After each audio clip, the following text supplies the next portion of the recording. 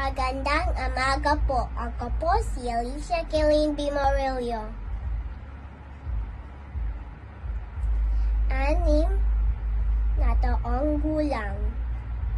Nag-aaral ako sa Falcon School.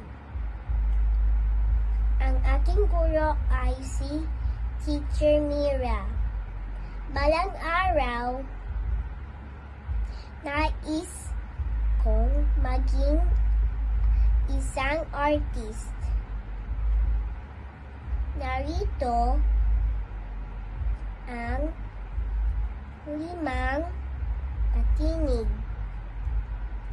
A, E, I, O, U. A para sa araw. E para sa elepante. I para sa insekto. O para sa oso. U para sa ulap. Salamat po.